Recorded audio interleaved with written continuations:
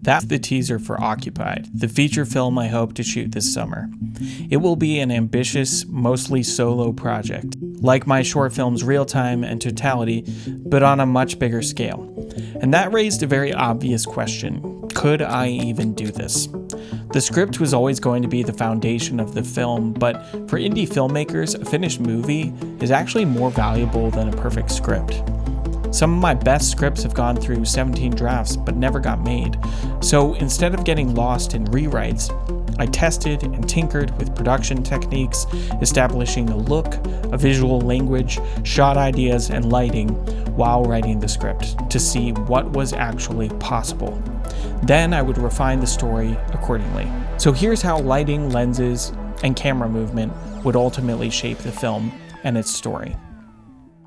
Shooting tests and a teaser before the script was done might have seemed backwards, but there was a simple reason. I needed to understand my limitations so I could work within them. Rather than writing a script full of ideas I couldn't actually pull off. The first big decision I had to make as both the writer and director was, what's the tone going to be for this film? Will the film be gritty and grounded with some Denis Villeneuve flair like Arrival, or will it be more heightened and blockbustery like Super 8?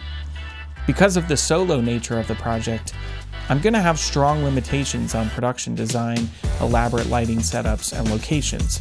So for the test shoot, I leaned toward a visually grounded approach.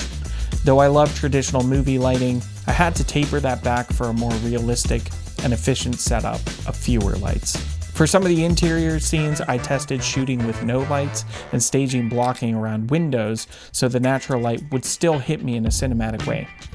I was shocked at how good it looked. For the final film, I planned to augment the lighting more than I did in the teaser, but this test showed me what kinds of scenes I could write and efficiently produce. Exteriors, on the other hand, were a challenge. Harsh sunlight was difficult to work with. There's a misconception that shooting outside makes indie projects easier, but I found the opposite to be true, especially when dealing with a harsh and unforgiving sun. Luckily though, the season will change when I arrive at principal photography, which will give me more shade from foliage and cover from trees. But big 6x6 scrims wouldn't be practical, which meant I had to think about time of day when writing. When did the sun backlight me at the grill?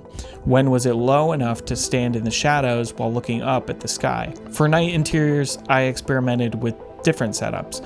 One scene I used only a softbox and practicals for backlighting.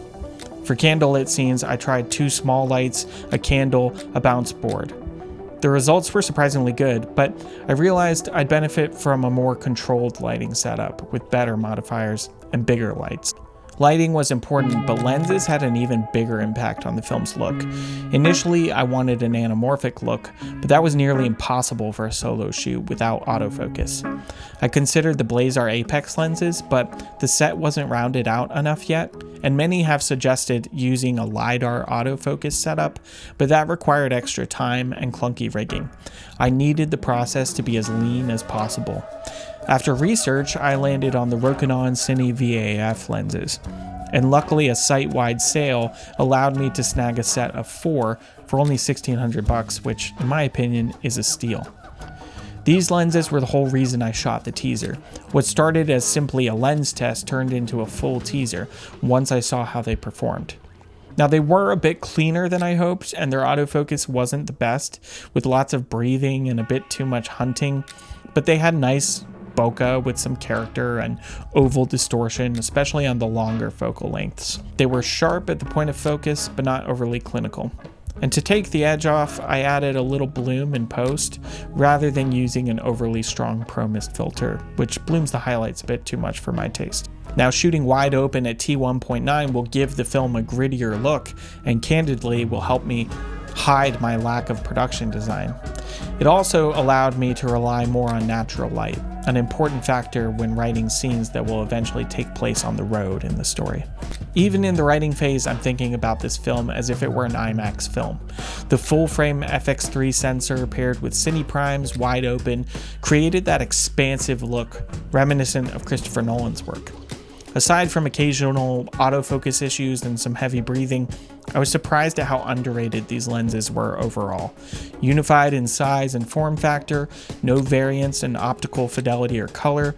They weren't perfect, but they were indeed practical.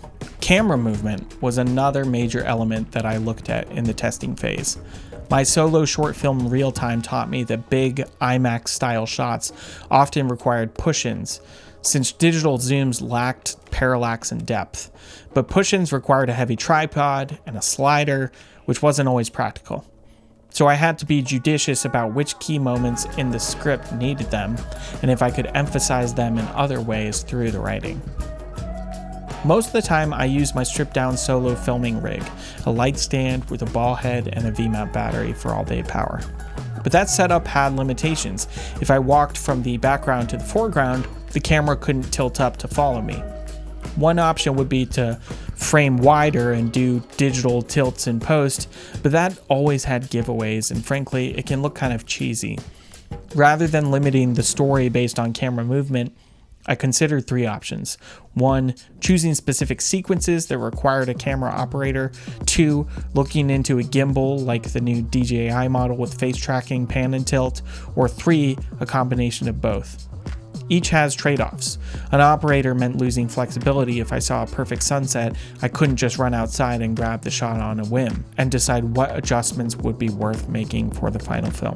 So how did all of this help me write a better script? Well, it forced me to be real about what was actually possible.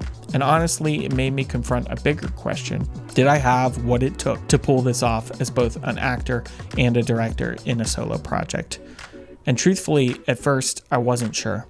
Day 1 was difficult and I felt disheartened. But once I started cutting the footage together, I saw that my vision was coming through and coming through well. That was inspiring. It showed me that this wasn't just a pipe dream. The project was possible, and I had what it took to make it happen. What started as a lens test ended with the inspiration to keep going and make my movie. Did that make a better script? Well, it made a script that could actually get made, and that's something. Whether it's a YouTube video, short film, or feature, hopefully this process can help you too.